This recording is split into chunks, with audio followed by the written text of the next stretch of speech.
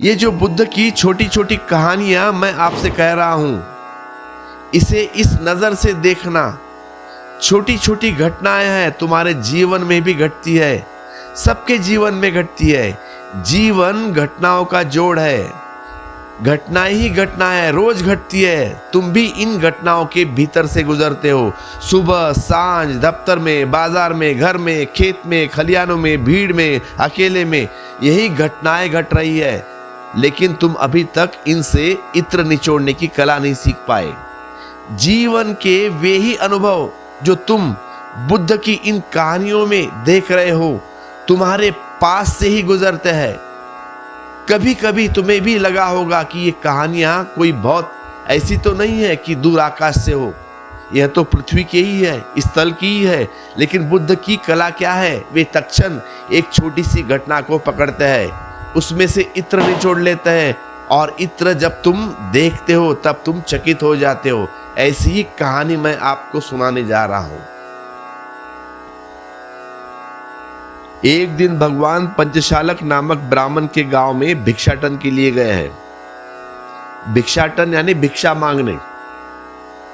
लेकिन उस गांव का जो मुखिया था, उसने पहले ही ग्रामवासियों को कह रखा था कि भगवान को एक भी आदमी भिक्षा ना दे, कलछी मात्र भी भिक्षा ना दे। फिर भगवान जब भिक्षा मांगने गए उस गांव में, तब एक भी व्यक्ति ने उनको भिक्षा नहीं दी। भगवान खाली पात्र लेके उस गांव के बाहर आए। तब उस ब्राह्मण ने कहा कि श्रमण, कुछ भिक्षा मिली है आपको? नहीं मिली ना? तब बुद्ध ने उत्तर दिया कि तू तो सफल रहा, लेकिन मैं भी सफल रहा हूं। अब ये ब्राह्मण समझ नहीं पाया बुद्ध की ये बातें। बोला कैसे? How is it? या तो मैं सफल रहा या तो आप, दोनों में से एक हो सकता है। दोनों साथ साथ सफल कैसे हो सकते हैं? ये तो आप बड़ी तर्कहीन बात कह रहे हैं। तब बुद्ध ने हंसकर कहा, तर्कहीन नहीं, तू तो सफल हुआ लोगों को भ्रष्ट करने में, भ्रमित करने में। मैं सफल हुआ अप्रभावित रहने में। देखिए भगवान ने उत्तर क्या दिया है। तू तो सफल हुआ लोगों को भ्रष्ट करने में, भ्रमित करने में। मैं सफल रहा अप्रभावित रहने में। यह भोजन से भी ज्यादा पुष्टदायी है।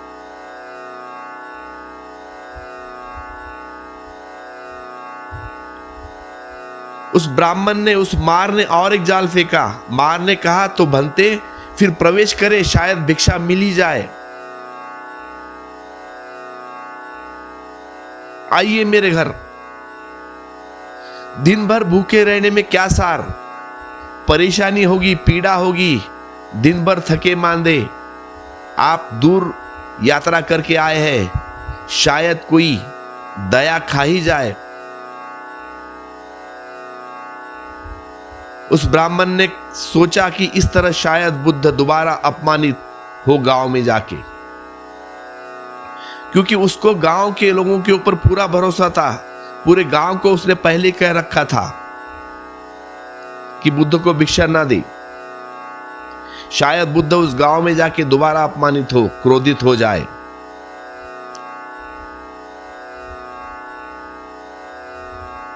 लेकिन बुद्ध ने कहा, जो बात बीत गई सो गई, जो नहीं मिला वह मिलने को ही नहीं था, और जो मिला है वह बहुत कुछ है। कुछ लौट कर जाने की बात नहीं। तो बुद्ध कहीं लौट कर जाते भी नहीं। बुद्ध ने कहा, बुद्ध लौट कर देखते भी नहीं पीछे।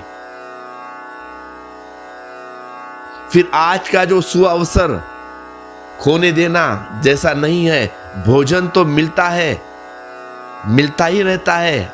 आज नहीं तो कल, कल नहीं तो परसों। आज तो हम जैसे आभास्वर लोक के ब्राह्मण, आभास्वर लोक के देवता प्रीति सुख से जीते हैं वैसे ही जिएंगे।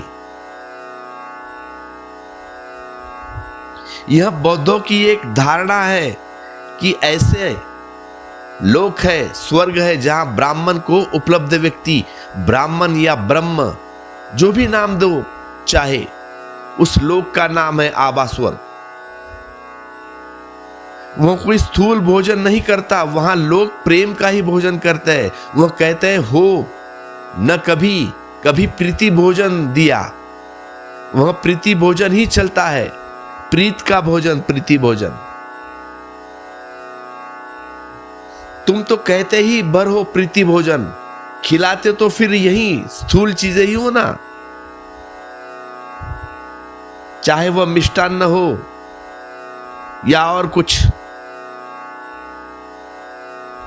लेकिन उस लोक में प्रीति भोज ही चलता है, प्रेम ही वहां एकमात्र भोजन है, वहां एकमात्र पोषण। तो बुद्ध ने कहा आज हमें भी ऐसा सुअवसर मिला है, हमें भी ऐसा सुअवसर मिला है, इससे हम नहीं चूकेंगे।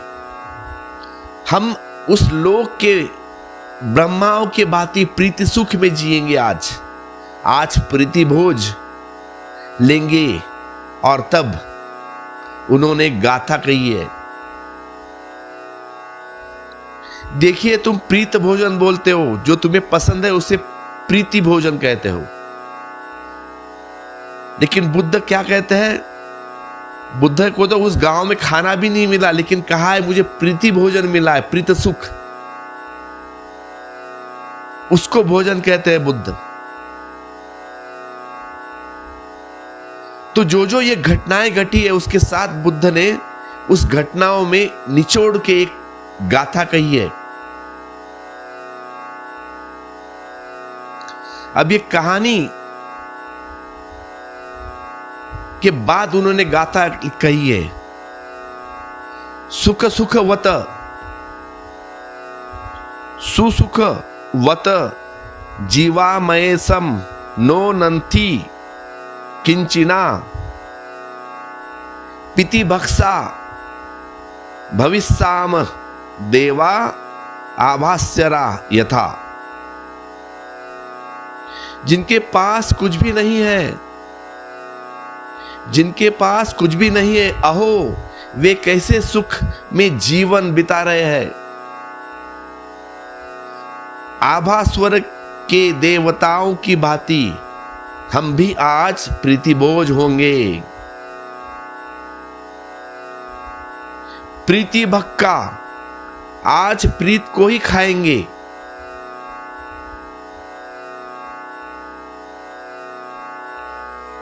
इससे पहले कि इस छोटी सी कथा से के गहराई में हम उतरे, एक बात बुद्ध की समझ लेनी जरूरी है।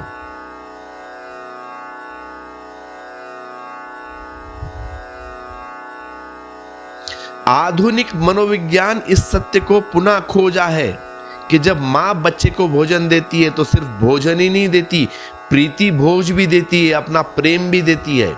भोजन के साथ, प्रेम के साथ अपने बेटे को खाना देती है, खिलाती है। एक तो स्थूल भोजन है जो भी तुम खिलाते हो, जो उसके स्तन से बहता है दूध, और उसके साथ प्रेम भी है जो अदृश्य बहता है।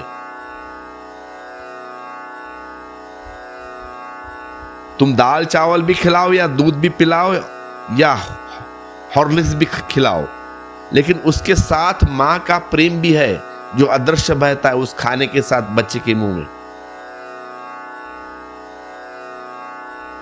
तो मनोवैज्ञानिक कहते हैं अगर बच्चे को सिर्फ दूध दिया जाए और मां का प्रेम न दे तो बच्चा भी सूखने लगता है। पूरा भोजन दिया जाए शारीरिक, लेकिन प्रेम न दिया जाए, जैसे कोई एक नर्स या तुम्हारे घर की नौकरानी, तुम घर पे नौकर रखते हो ना बच्चे को खिलाने के लिए, या कोई दाई दूध पिलाए, तो बच्चा बच्चे में वैसी प्रफुल्लता नहीं होती, वैसा उल्लास नहीं होता, वैसा जीवन नहीं होता, वैसा फूल नहीं खिलता जैसे मां के खिलाने से होता है।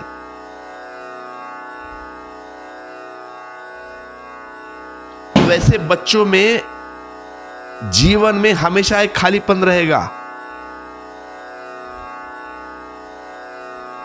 जिन जिन बच्चों को मां का प्यार नहीं मिलता, मां के हाथ से खाना नहीं खाते, नौकर के हाथ से खाना खाते या नर्स के या दाई से, उन बच्चों के जीवन में हमेशा एक खालीपन रहेगा।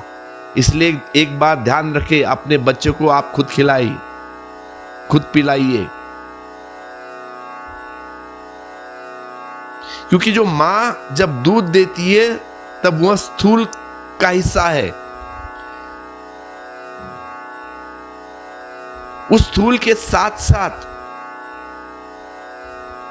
कुछ प्रेम भी है, सूक्ष्म रूप से बहता है अपने बच्चे के प्रति।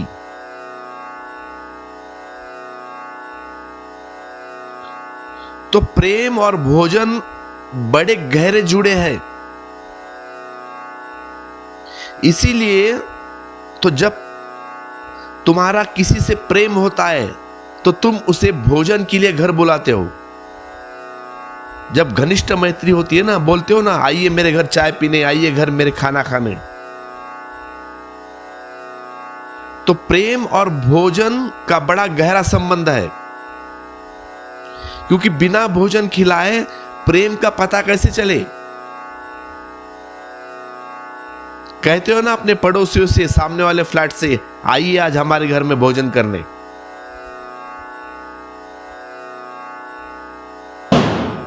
जो तुम्हें बहुत प्रेम करता है वह तुम्हारे लिए भोजन बनाता है। जब कोई स्त्री अपने प्रेमी के लिए भोजन बनाती है तो सिर्फ भोजन ही नहीं बनाती, उसमें उसकी प्रीति भी होती है। तो होटल के भोजन में प्रीत तो नहीं हो सकती, तो शरीर तो तृप्त हो जाएगा लेकिन कहीं प्राण खाली रह जाएंगे। इसलिए घर के खाने में और होटल के खाने में फर्क होता है।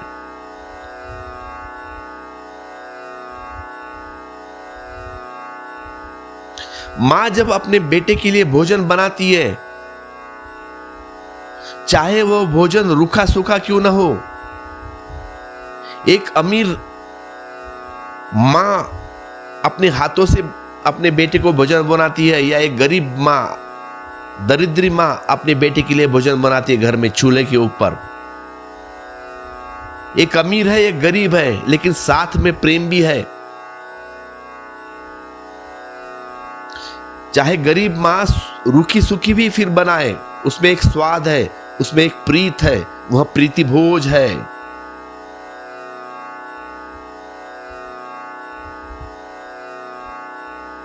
कहीं किसी ने कितना ही अच्छा भोजन बनाया हो, खिलाया हो,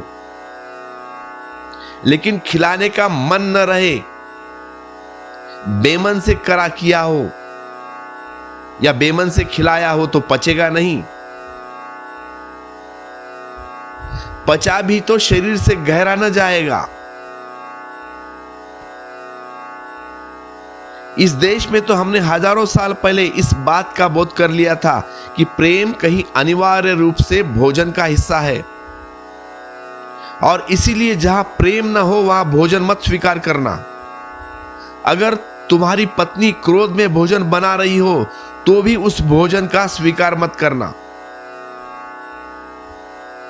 अगर तुम भोजन बना रहे हो क्रोध में तो मत बनाना, क्योंकि क्रोध में जब भोजन बनाया जाता है तो विषाक्त हो जाता है। उसका परिणाम आज नहीं होगा तो कल होगा, कल नहीं होगा तो परसों होगा, जहर तो इकट्ठा होगा ही।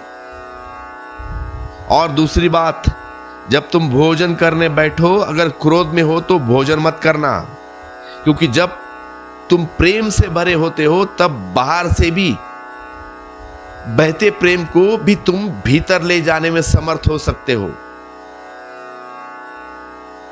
प्रेम से प्रेम का तालमेल है, संयोग होता है।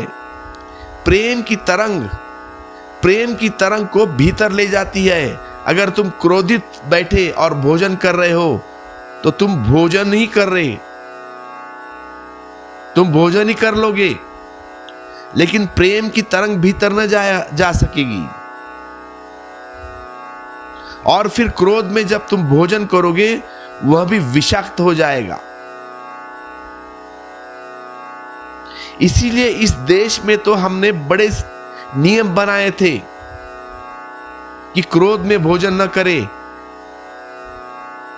जब व्यक्ति क्रोधी हो तो भोजन ना बनाए।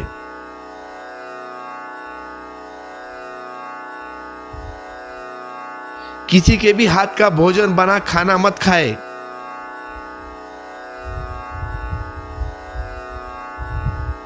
किसी भी घड़ी भोजन करने मत बैठो, किसी भी वक्त।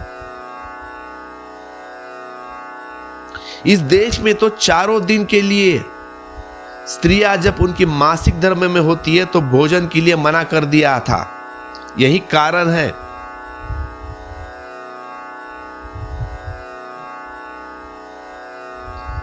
अब संभव है कि भविष्य फिर वितान के आधार से मनाकर, क्योंकि जब 4 दिन स्त्रियां का मासिक धर्म होता है तो उनके शरीर में इतने रूपांतरण होते हैं, इतने हार्मोन में अंतर होता है कि उनके भीतर सब प्रीत सुख सूख जाता है।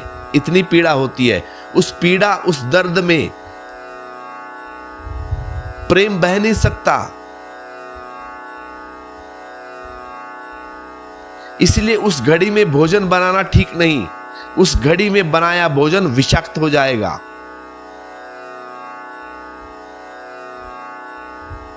और इस पर प्रयोग चले हैं इंग्लैंड की प्रयोगशाला में डिलावर। अगर कोई स्त्री मासिक धर्म में समय बहुत पीड़ा होती है, पेट में बहुत दर्द है, उस समय अगर वह गुलाब का फूल अपने हाथ में ले ले तो दुगुनी गति से वह गुलाब का फूल सूख जाता है, दुगुनी गति से। वहीं स्त्री जब मासिक धर्म में ना हो तब गुलाब के फूल हाथ में दो तो अगर उसको सूखने में 1 घंटा लगता है तो मुरझाने में घंटा भर लगे।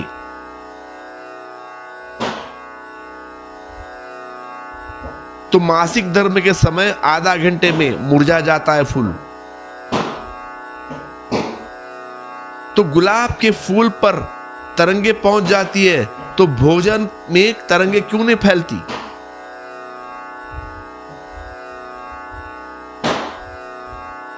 यह जो हम है केवल शरीर ही नहीं, आत्मा भी है। तो आत्मा का भी कुछ भोजन होगा जैसे शरीर का कुछ भोजन होता है। इसीलिए तो प्रेम के लिए इतना लालची होते हैं सब। आदमी भूखा रह सकता है लेकिन प्रेम के बिना नहीं रह सकता। आदमी गरीब रह लेगा लेकिन प्रेम के बिना नहीं रह सकता। बिना धन के रह लेगा, निर्धन रहेगा, लेकिन प्रेम के बिना नहीं, इम्पॉसिबल। तो प्रेम की एक गहन प्यास है। वह प्यास इतना ही बता रही है कि आत्मा कहीं अतृप्त है। आत्मा को जो मिलना था नहीं मिला, आत्मा का भोजन नहीं मिला। तो यह बौद्धों की जो धारणा है बड़ी महत्वपूर्ण है। एक ऐसा देवलोक, अब ये देवलोक का मतलब ही होता है कि जहां शरीर नहीं रहा, सिर्फ आत्माएं हैं। यह कल्पना भी महत्वपूर्ण है, समझने जैसी। तुम्हारे जीवन में दृष्टि बनेगी। इस बात को ऐसा मत मान लेना कि ऐसा कहीं कोई स्वर्गलोक है या होना चाहिए। यह कोई ऐतिहासिक तथ्य नहीं, यह तो सिर्फ प्रतीक है बस। अगर कहीं कोई ऐसा लोक हो जहां शरीर तो गिर गया और सिर्फ आत्माओं का वास हो, तो वहां भोजन की तो कोई जरूरत न होगी, वहां प्रेम की जरूरत होगी। प्रीति बक्सा वहां तो लोग प्रीति भोज करेंगे, वहां प्रेम ही बटेगा, परोसेगा भी।